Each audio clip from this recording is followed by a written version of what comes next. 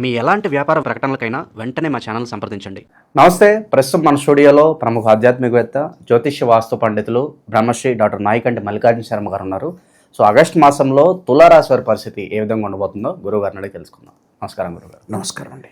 తులారాశి వారి పరిస్థితి ఆగస్టు మాసంలో ఎలా ఉండబోతుంది గురుగారు? ఎలాంటి జాగ్రత్తలు తీసుకుంటే బాగుంటుందంట? తప్పకుండా. ఓం శ్రీ గురుభ్యో నమః.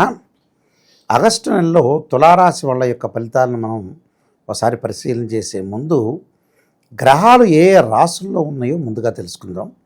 శుక్ర గురువులు మిథున రాశిలో సంచారం చేయటం, అలానే శుక్రుడు ఆగస్టు ద్వితీయార్థంలో ఆగస్టు 21వ తారీఖున తర్వాత కర్కాటక రాశిలో సంచారం చేయటం, రవి బుధులు కర్కాటక రాశిలో సంచారం చేయటం, ద్వితీయంలో రవి సింహరాశిలోకి సంచారం చేయటం, సింహంలో కేతు యొక్క సంచారం, కన్యలో కుజుడు యొక్క సంచారం, శని మీనంలో వక్రగ స్థితిలో ఉండటం, కుంభంలో రాహు యొక్క సంచారం. ఇది గ్రహస్థితి. మరి ఈ గ్రహస్థితి ఇవన్నీ కూడా గోచారీత్యా చెప్పబడే ఫలితాలు అంటారు. This is the transit system అంటారు.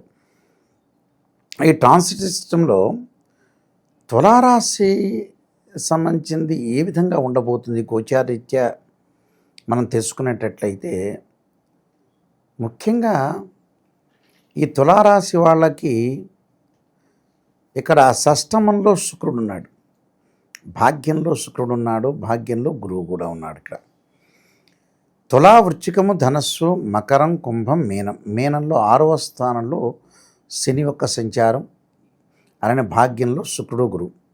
భాగ్యంలో శుక్రుడు చాలా మంచివాడు. అంటే శుక్ర గురువులు ఈ రెండు కూడా కంజంక్షన్ కావటం అనేది చాలా మంచిది. సహజంగా ఏమిటంటే శుక్రుడు గురువుకి మిత్రుడైతే గురువు శుక్రుడికి శత్రువు అవుతారు. అయితే గోచారీత్యా ఏమిటి, 2, 5, 7, 9, 11 స్థానంలో ఉంటే గురువు మంచివాడు.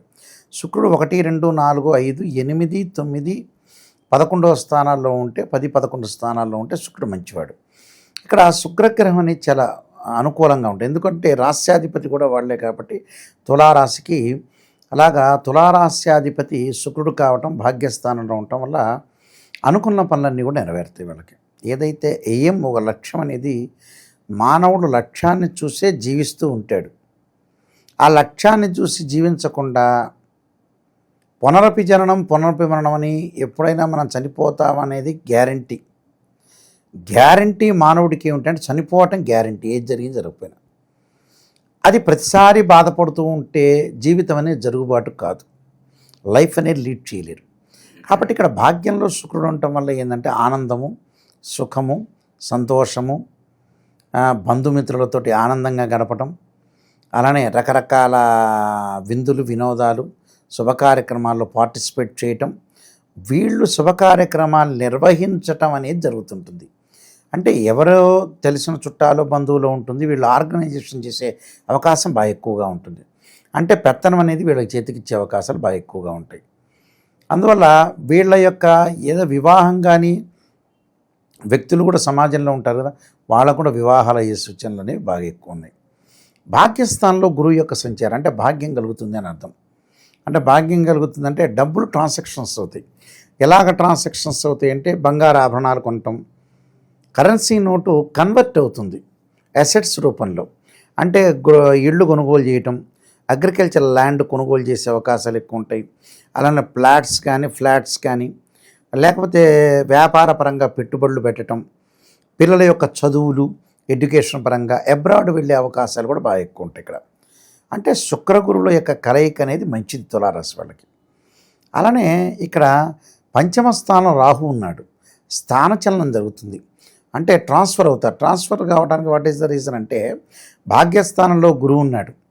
అంటే తులారాశి వాళ్ళకి సహజంగా ఏమిటంటే తృతీయాధిపతి, షష్టమాధిపతి గురువు 9వ స్థానంలో ఉండటం, రాస్యాధిపతి వచ్చేటప్పుడు శుక్రుడు భాగ్యస్థానంలో ఉండటం, అలానే ఇక్కడ అష్టమాధిపతి, రాస్యాధిపతి కలిసి, రాస్యాధిపతి రెండు కూడా శుక్రుడు అయ్యాడు. ఇక్కడ వీళ్ళకి ఏమవుతుందనంటే గోచారంని బట్టి శుక్రగురువులు బాగున్నారు, అనుకూలంగా ఉన్నారు.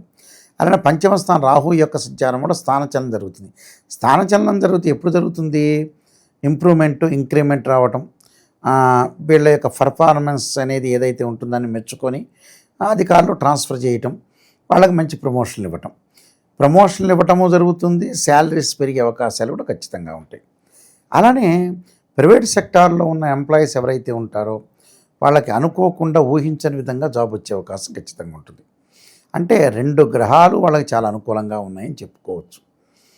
అలానే శని ప్రభావం ఏమవుతుంటే షష్టమంలో శని వక్రగతిలో ఉండటం వల్ల ఏదో రకమైన మానసికంగా ఆందోళన, అంటే పనులు జరుగుతుండగా కూడా మనిషి ఆందోళన పడుతుంటాడు. అంటే దానికి కారణం ఏంటంటే అత్యాశ. ఆశ అనేది, ఒక డిజైర్ అనేది, కోరిక అనేది ఉండటం తప్పు లేదు, ఒక ఎయిమ్ అనేది ఉండటం తప్పు లేదు, లక్ష్యం అనేది ఉండటం, యాంబిషన్ తప్పు లేదు. బట్ అత్యాశ అనేది చాలా మంచిది కాదు. అత్యాశ వల్ల వీళ్ళు మానసికంగా ఆందోళన పడుతూ ఉంటారు. దానివల్ల కొద్దిగా ఆరోగ్యపరంగా ఇబ్బందులు కలిగే అవకాశం ఉండటం, బయటకు ప్రయాణం చేసేటప్పుడు, దూర ప్రయాణాలు చేసేటప్పుడు కూడా వీళ్ళకి ప్రమాదాలు జరిగే సూచనలనే ఉన్నాయి. అంటే ఆలోచన చేస్తూ డ్రైవ్ చేయటం, ఆలోచన చేసి ఇంట్లో తిరగటం, అంటే ఆలోచన అనేది వీళ్ళకి పనికిరాదు. ఎంతవరకు ఆలోచన చేయాలో హై లిమిట్గా ఆలోచన చేయకూడదు. దానికి ఒక అవధి ఉంటుంది, పరిధి అనేది లిమిట్గా ఉంటుంది. ఆ పరిధిలోనే వాళ్ళు ఆలోచన చేసి ముందుకెళ్ళటం చాలా మంచిది. ఇంకోటి ఏమిటంటే భూ వివాదాలు ఎక్కువ అవుతాయి వీళ్ళకి. కోర్టు సమస్యలు ఉంటాయి. కోర్టు సమస్యలు ఉండటం ఒకటి, అన్నదమ్ముల మధ్యలో అనుకూలంగా లేకపోవడం జరుగుతుంటుంది. అంటే ద్వితీయాధిపతి వ్యయస్థానంలో ఉండటం వల్ల కుజుడు వల్ల కూడా ఇలాంటి సంఘటన జరిగే అవకాశాలు బాగా ఎక్కువ ఉంటాయి. ఆయనే మళ్ళీ సప్తమాధిపతి కూడా అయ్యాడు. ఈ కుజుడు అనుకూలత అనేది లేదు వీళ్ళకి. భూ వివాదాలు, బిల్డర్స్తో గొడవలు, అలానే ఇంటిలో చిన్న చిన్న డిస్ప్యూట్స్ అంటే చిన్న వివాదానికి అగ్గి రాసుకుంటే పెద్దవవుతున్నాయి అంటారు చూసారా, అలా చిన్న చిన్న విషయాలకి భార్యాభర్తల మధ్యలో గొడవలు ప్రారంభం అవుతాయి. తండ్రి కొడుకుల మధ్యలో కానీ, తండ్రి అలానే కూతురు మధ్యలో కానీ, తల్లి కూతుర్ల మధ్యలో కానీ, తల్లి కొడుకుల మధ్యలో కానీ రిలేషన్ అనేది కొంచెం డిస్ప్యూట్స్ అయ్యే అవకాశాలు ఉంటాయి. అంటే వివాదాలు అంటే హెవీ అని కాదు, బట్ చిన్న చిన్నవే చిలికి గాలివాన అవుతుంటాయి. అలాంటివి రాకుండా వీళ్ళు కాపాడుకోవాలి. అదే ప్రయాణాల్లో కొన్ని జాగ్రత్తలు వహించాలి. అలానే ఈ రాశి వాళ్ళు వచ్చేటప్పటికల్లా 11వ స్థానంలో కేతుడు. ఆధ్యాత్మిక క్షేత్రాలు, తీర్థయాత్రలు, పుణ్యక్షేత్రాలు, అనుభవం వచ్చి జ్ఞానం అనేది బాగా పెరుగుతుంది వీళ్ళకి. అంటే అనుభవం, తప్పు జరుగుతుంది, మిస్టేక్లో అనుభవం సంపాదిస్తారు అంతే. కేతు వల్ల జ్ఞానం కలుగుతుంది అని అర్థం. అలానే కెమికల్ ల్యాబొరేటరీస్ వాళ్ళకి కానీ, మెడికల్ వాళ్ళకి కానీ, డాక్టర్స్ కానీ, మెడికల్ రిప్రజెంటేటివ్స్ కానీ వీళ్ళందరికీ కూడా అనుకూలంగా ఉంటుంది, ఎలాంటి ఇబ్బందులు ఉండవు. అయితే దశమంలో రవి బుధులు ఉన్నారు. దశమంలో రవి ఉంటే కూడా కొంత అనుకూలంగా ఉంటాయి. ఉద్యోగపరంగా ఇబ్బందులు కలిగే అవకాశాలు లేవు. కానీ నూతన వ్యాపారాలు మటుకు ప్రారంభం చేసుకోవచ్చు, దాని తప్పేం లేదు. బుధుడు బాగానే ఉన్నాడు, మిశ్రమైన ఫలితాన్ని ఇస్తాడు. కాబట్టి వ్యాపార దక్షత కలిగిన యోగ్యులతోటి వాళ్ళు భాగస్వామ్యంగా వెళ్ళొచ్చు, దాని తప్పేం లేదు. ఇది కూడా బుధుడు కూడా ఒక రకంగా అనుకూలంగా. అంటే తులారాశి వాళ్ళకి శుక్ర గురువులు బాగున్నారు, కేతు బాగున్నాడు జాతకం. అంటే ఈ 3 గ్రహాలు చాలా అద్భుతంగా, మిగతా అవన్నీ కూడా కొంత మిశ్రమైన ఫలితాలు జరిగే అవకాశాలు ఎక్కువగా ఉంటాయి. కాబట్టి అనుకున్న పనులన్నీ కూడా సజావుగా జరిగే అవకాశాలు ఉన్నాయి. కొన్ని ఆరోగ్యపరంగా ఇబ్బందులు రాకుండా చూసుకోవటం అనేది చాలా ఇంపార్టెంట్. మిగతా ఆరోగ్యపరంగా ఇబ్బందులు లేకపోతే ఎలాంటి ప్రాబ్లం లేదు. కొన్ని ఇలాంటి వాటికి ఏమిటంటే జీవితంలో ముఖ్యంగా లైఫ్ను లీడ్ చేయాలంటే కొన్ని అవకతవకలు అనేవి వస్తూ ఉంటాయి. ప్రతి మనిషి కూడా ఎంత జెన్యూన్ ఉన్నా ఏదున్నా కూడా కొన్ని ప్రాబ్లమ్స్ అనేవి లైఫ్లో చూస్తూనే ఉంటాడు. అంటే చిన్నప్పుడు పుట్టినప్పటి నుంచి మరణించే వరకు రకరకాల ఎస్టిమేషన్స్ చేస్తారు. కొన్ని జరుగుతాయి, కొన్ని జరగవు, కొన్ని ప్రాబ్లమ్స్ వస్తుంటాయి. రకరకాలు మనుషుల బాధలు, కష్టాలు, సుఖాలు, నష్టాలు రకరకాల అనుభవించి చేరుతాడు చివరి వరకు కూడా.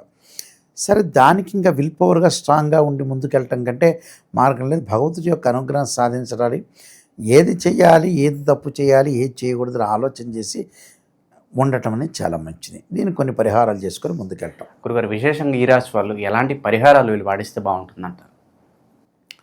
ముఖ్యంగా వీళ్ళు చేయాల్సిన పరిహారాల్లో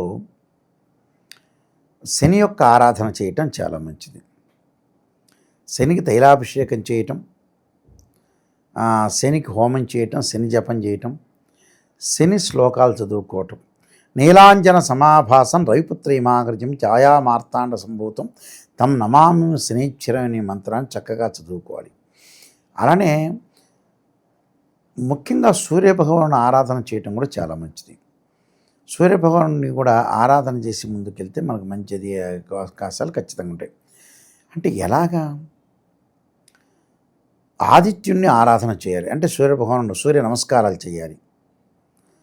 అంటే ఆ ఆదిత్యుణ్ణి ప్రతి ఆదివారం కూడా ప్రాతకాలంలో సూర్యహోరం ఉంటుంది. సూర్యహోరంలో సూర్యుడి యొక్క నమస్కారాలు చేయటం, సూర్యుడి ఆ భాస్కరుడిని ఆరాధన చేయాలి. ఆ భాస్కరుడిని ఆరాధన చేయటం వల్ల మనకు మంచి జరిగే అవకాశం తప్పకుండా ఉంటుంది. ఈ నియమాలు పాటించడం మంచి జరిగే అవకాశం ఖచ్చితంగా ఉంటుంది. సో ఓవరాల్గా ఈ ఆగస్ట్ మాసం ఈ రాశి వాళ్ళకి ఏ విధంగా ఉండబోతుందో చాలా బాగా వివరించారు. ధన్యవాదాలు. నమస్కారం.